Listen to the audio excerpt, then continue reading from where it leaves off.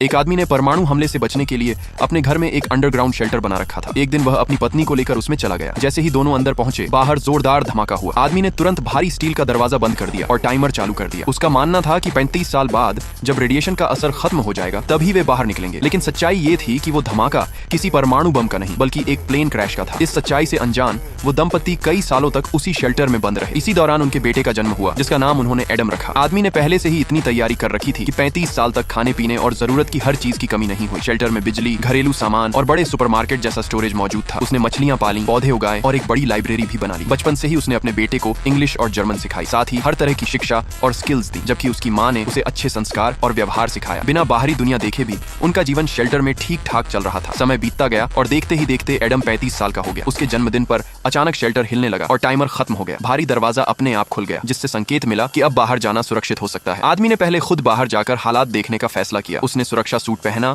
और बाहर गया। बाहर की दुनिया पहले जैसी नहीं रही थी। हर तरफ खंडहर ही खंडहर थे। वहाँ उसे अजीब लोग दिखाई दिए, जिन्हें देखकर वह डर गया और उसे लगा कि रेडिएशन की वजह से इंसानों में बदलाव आ गया है। वह तुरंत वापस शेल्टर में आया और अपनी पत्नी व बेटे को बाहर जाने से मना कर दिया। लेकिन उसकी पत्नी अब और कैद में नहीं रहना चाहती थी। वह चाहती थी कि उनका बेटा असली दुनिया देखे। तभी अचानक आदमी की तबीयत खराब हो गई। इस मौके का फायदा उठाकर उसकी पत्नी ने बेटे को पैसे देकर बाहर सामान लाने भेज दिया, क्योंकि खाने का स्टॉक खत्म होने वाला था। एडम जब पहली बार बाहर की दुनिया में गया तो वह बहुत उत्साहित था। उसने पहली बार बस में सफर किया और एक बड़े सुपरमार्केट पहुंचा। लेकिन 35 साल बाद महंगाई इतनी बढ़ चुकी थी कि उसके पास के पैसे से कुछ खास नहीं खरीदा जा सकता था। रास्ता भटक जाने पर उसे एक कलेक्टिबल शॉप मिली, जहां उसने अपने पिता के दिए बेसबॉल